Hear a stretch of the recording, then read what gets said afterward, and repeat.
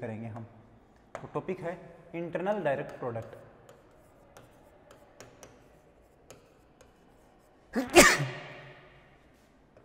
Internal direct product, internal direct product.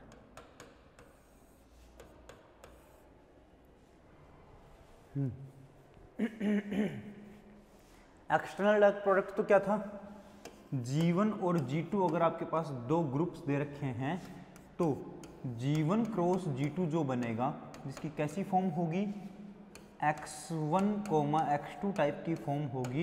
X1 तो होगा G1 के अंदर से एंड X2 होगा G2 के अंदर से। ये अपने पास है G1 क्रॉस G2 टाइप का, मतलब G1 और G2 का एक्सटर्नल डायरेक्ट प्रोडक्ट है अपने पास ये, ठीक है। हाँ, अब इंटरनल डायरेक्ट प्रोडक्ट की बात देखते हैं हम। बोलूँगा G1 अपने पास एक ग्रुप है और G2 एक दूसरा ग्रुप है, तो दोनों का इंटरनल डायरेक्ट प्रोडक्ट क्या होगा, G1 इंटू G2। क्या बनेगा, G1 इंटू G2। सिर्फ ऐसे नॉर्मल लिखा रहेगा, बीच में कुछ भी नहीं लिखा होगा, उसको हम इंटू समझ लेंगे। और एलिमेंट कैसे होंगे, X1 X2 टाइप के एलिमेंट होंगे, जहाँ पर X1 एलिमेंट तो होगा G1 का और X2 एलिमेंट होगा G2 का। ये ऐसे एलिमेंट अपने पास बनेंगे, ठीक है। ये एलिमेंट कैसे होने चाहिए, ये एलिमेंट आपस में एक दूसरे एलिमेंट को कम्यूट करने वाले होने चाहिए और यूनिक तरीके से एक्सप्रेस होने चाहिए, ठीक है। इसको बोलते हैं हम इंटरनल डायरेक्ट प्रोडक्ट की डेफिनेशन। तो हम यहाँ पर देखते हैं इंटरनल डायरेक्ट प्रोडक्ट की डेफिनेशन क्या है। मैं लिख रहा हूँ,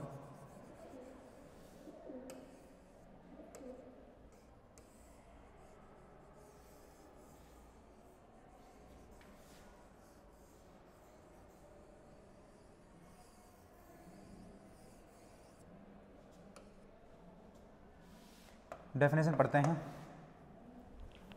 डेफिनेशन समझना इसकी, अभी जो मैंने समझाया बस वही लिखूंगा। Let H and K are subgroups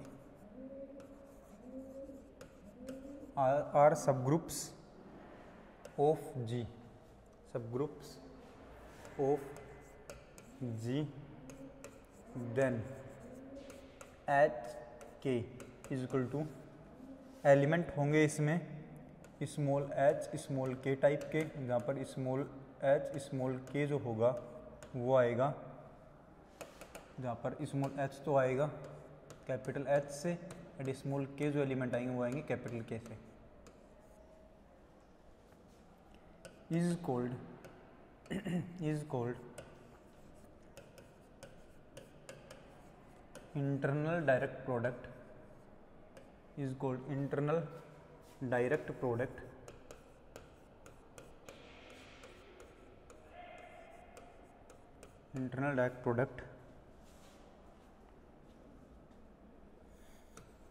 of H and K, if every element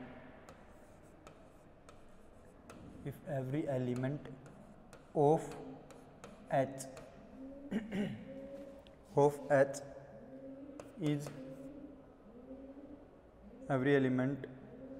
H is commute with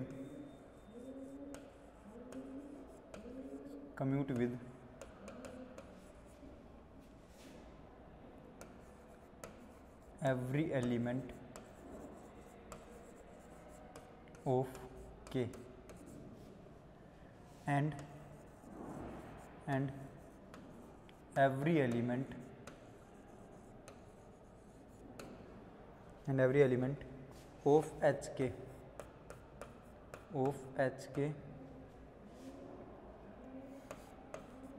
can be uniquely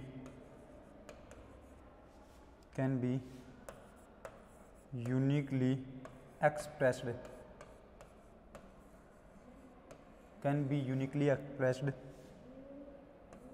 as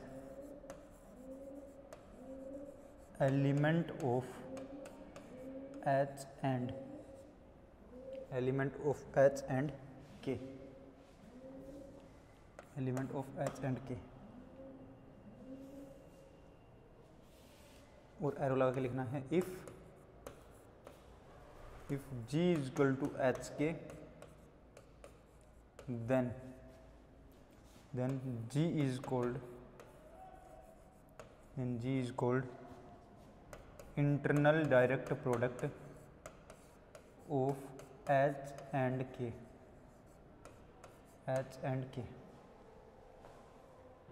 समझना अपने पास थ्योरम क्या लिखी हुई नहीं है, अपने पास डेफिनेशन क्या है इंटरनल डायरेक्ट प्रोडक्ट की।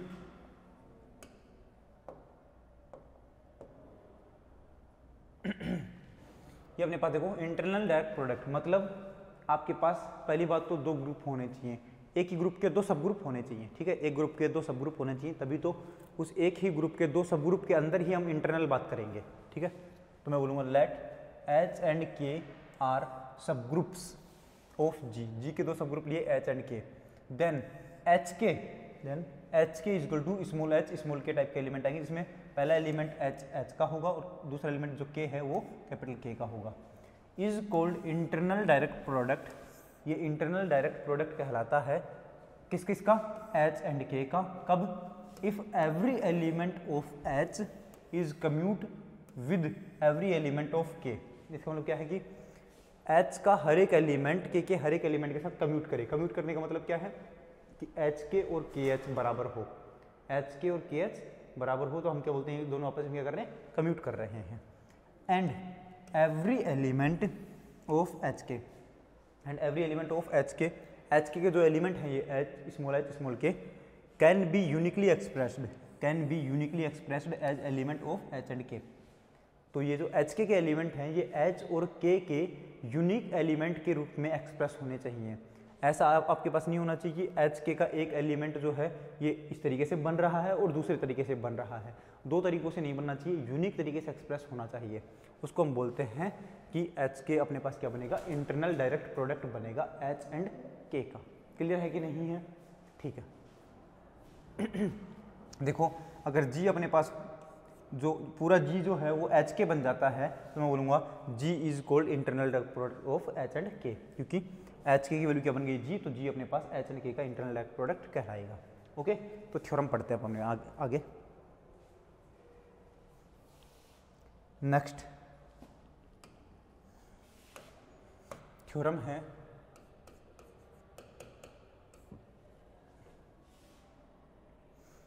let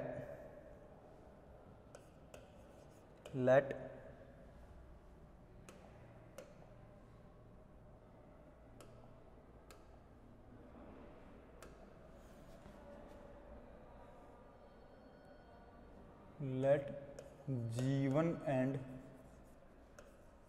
G2 be two groups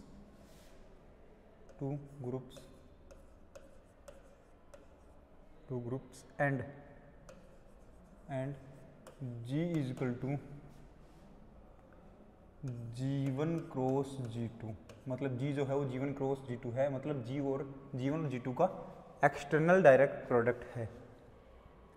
G cap is equal to G1 cross E2, ये हमने पहले पढ़ रखा है, ये G1 कैप है। एंड G2 कैप जो बनेगा वो बनेगा अपने पास E1 cross G2, then G is internal direct product of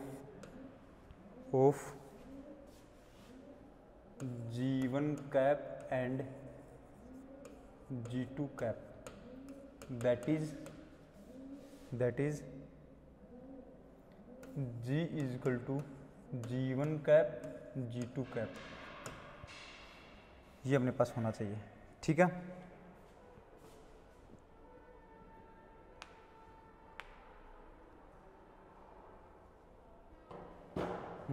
समझना।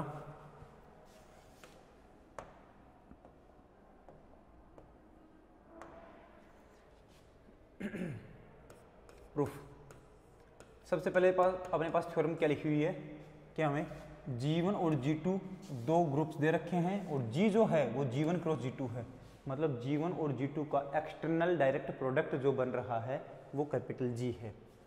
G1 कैप जो है वो क्या बनेगा, G1 क्रॉस G2 का identity element, and G2 cap जो बन रहा है वो क्या बन रहा है, G1 का आइडेंटिटी एलिमेंट क्रॉस G2।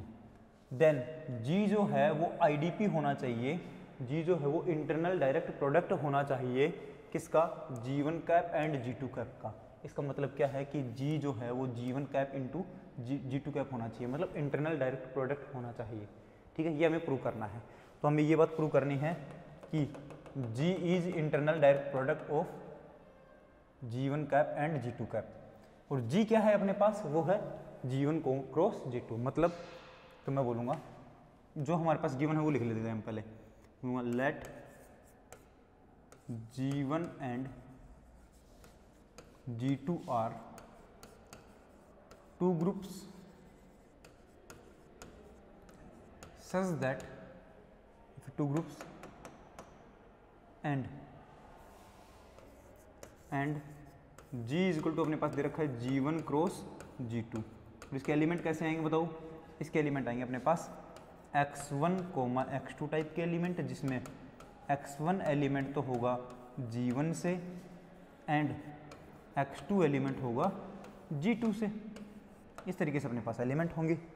ठीक है, देन और साथ में क्या दे रखा है and G1 cap is equal to क्या गिवन है, G1 क्रॉस E2। तो ये क्या बनेगा अपने पास, ये बनेगा x1 E2, जहाँ पर x1 एलिमेंट कहाँ का है, G1 का एलिमेंट है, और एंड G2 कैप क्या बन रहा है अपने पास, E1 क्रॉस G2, और वो बनेगा अपने पास E1 G2 का एलिमेंट क्या बनेगा अपने पास, x2 बनेगा, और ये x2 एलिमेंट कहाँ का होता है, G2 का होता है। इस तरीके से अपने पास ये सब कुछ गिवन है पहले से। अब हमें ये प्रूव करना है कि G1 कैप और G2 कैप का मैं इंटरनल डायरेक्ट प्रोडक्ट निकालूंगा तो क्या G बनेगा, और G कैसा है, G1 क्रॉस G2 टाइप के वाले, मतलब एक एलिमेंट बनूंगा x1 x2 टाइप का। यहाँ से बात करते हैं अगले, बोलूँगा लेट x1 x2 जो एलिमेंट है वो कहाँ का है, G1 क्रॉस G2 का है, और जो वैल्यू क्या बना रहा है, G। इसका मतलब है कि x1 x2 जो एलिमेंट है वो आपके पास G का एलिमेंट है, G का एलिमेंट है।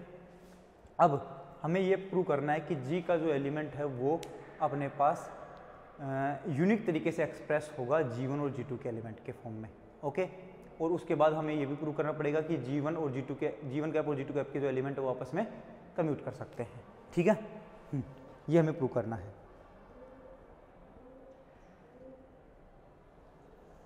तो पहले कम्यूट वाला देखते हैं। तो मैं बोलूँगा एंड लेट एक एलिमेंट मान लेते हैं, कौन सा, देखो G1 कैप में एलिमेंट कौन आएगा, G1 क्रॉस E2। तो क्या बनेगा अपने पास, लेट x1 E2 एक एलिमेंट मान लेते हैं G1 के अंदर से, एंड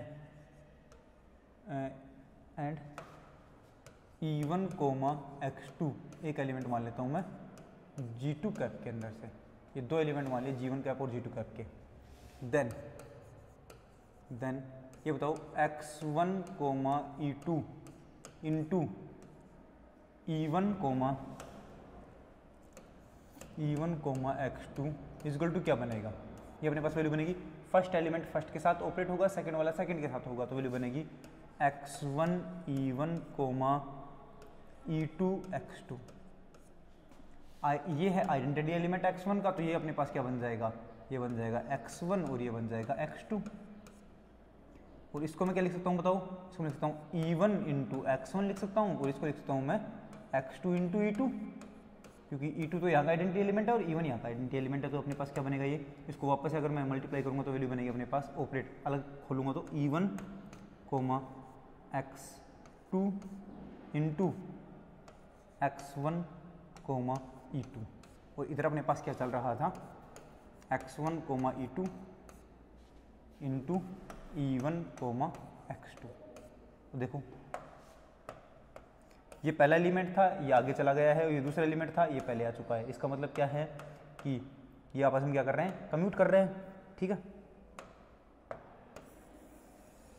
इसका मतलब है that is every element of G1 cap commutes with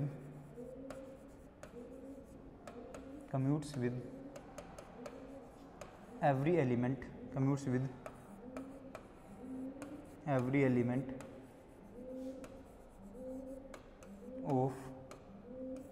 of G2 cap।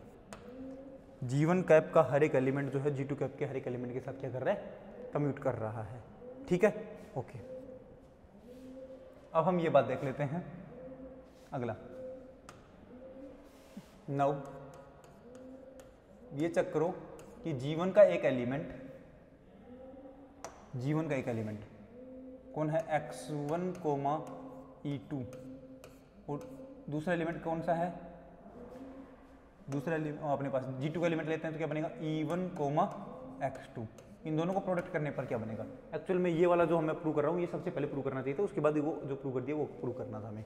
तो वैल्यू क्या बनेगी यहाँ पर, ये पहला वाला पहले के साथ ऑपरेट होगा तो क्या बनेगा, x1 E1 coma E2 x2। E1 identity element operate होकर क्या बनेगा, x1 बनेगा, E2 अपने पास आइडेंटिटी एलिमेंट है तो ऑपरेट होकर क्या बनेगा, x2 एलिमेंट बनेगा। और ये एलिमेंट कहाँ का होता है, ये एलिमेंट होता है अपने पास G का, क्योंकि x1 तो कहाँ का है, G1 का एलिमेंट है, एंड x2 अपने पास कहाँ का एलिमेंट है, G2 का एलिमेंट है। समझ में आया कि नहीं आया, ये बात अपने पास है पहले से ही, ओके। अब हम यहाँ पर बात करते हैं,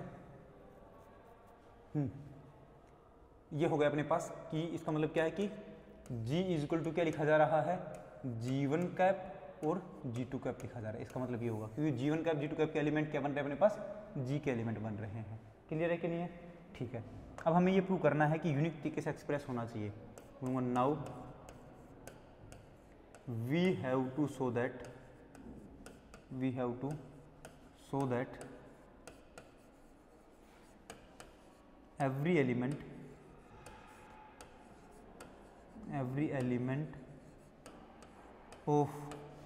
every element of G1 cap G2 cap is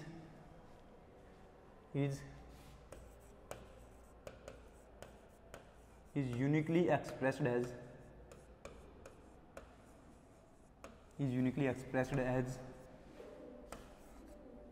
product of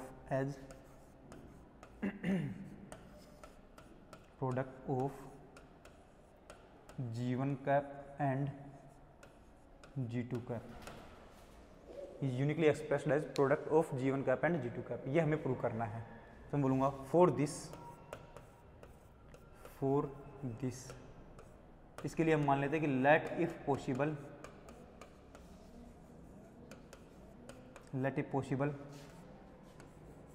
there exist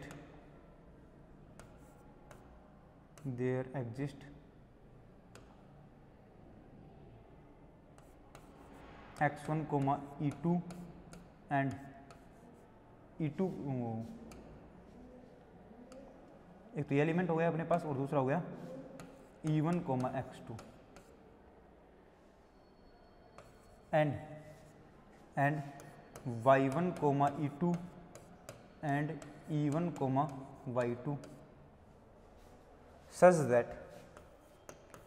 that x1 comma E2 into E1 comma x2 is equal to क्या बने, x1 कोमा x2 बने एंड क्या बने y1 comma E2 and E1 comma y2, ये दोनों भी मिलकर के क्या बने, x1 कोमा x2 बने। मतलब कहने का क्या है कि हम ये कहना चाह रहे थे कि x1 x2 जो है G के जो एलिमेंट है वो G1 कैप और G2 कैप के यूनिक एलिमेंट के एक्सप्रेशन में लिखे जाने चाहिए। मतलब ये दोनों एलिमेंट मिलकर के x1 कोमा x2 बना दें, ठीक है, ये हमें प्रूव करना है। लेकिन हमने जानबूझ करके ये बात लिखी है कि ये दोनों एलिमेंट मिलकर के भी ये बना रहे हैं एंड ये दोनों एलिमेंट मिलकर के भी x1, x2 बना रहे हैं। और अब हम धीरे धीरे ये बात प्रूव कर देंगे कि ये दोनों एलिमेंट और ये दोनों एलिमेंट इक्वल एलिमेंट हैं। इसका मतलब हम बोल देंगे कि हमने अलग अलग एलिमेंट के एक्सप्रेशन में भी लिखने की कोशिश की थी x1, x2 को, लेकिन वो अलग अलग एलिमेंट नहीं निकले, वो सेम एलिमेंट निकले। इसका मतलब है कि आप अलग अलग एलिमेंट के एक्सप्रेशन में नहीं लिख सकते हैं, इसलिए यूनिक एक्सप्रेशन में लिखे जाएंगे। ठीक है, ओके। अपने पास वैल्यू क्या बनेगी यहाँ पर, इसको मैं अगर ऑपरेट करूँगा तो अपने पास वैल्यू बनेगी, इनको ऑपरेट करूँगा तो ये बनेगा अपने पास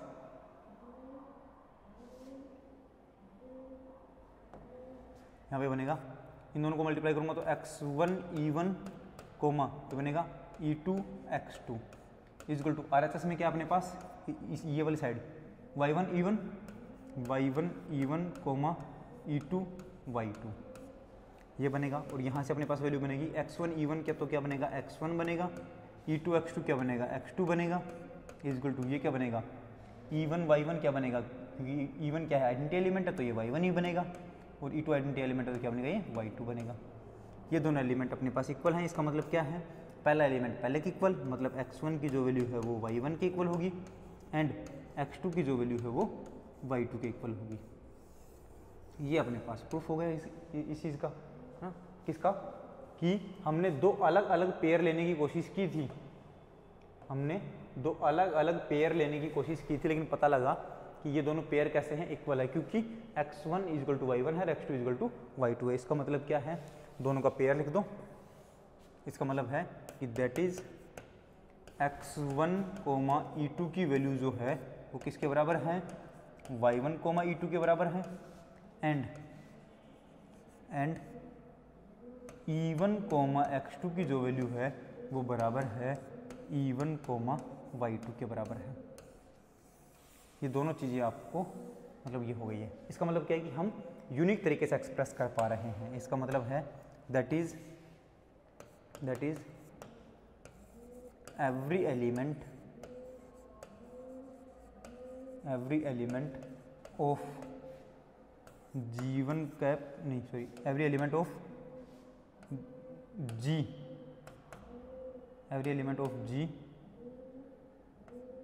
is in the unique expression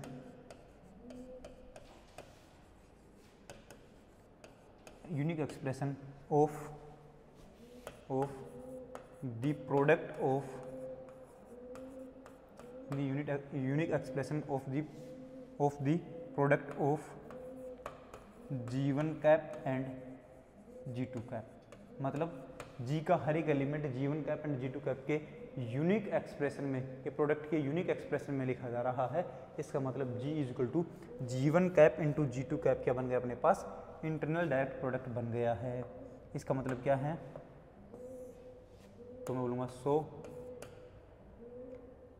G is equal to G1 cap into G2 cap is internal direct product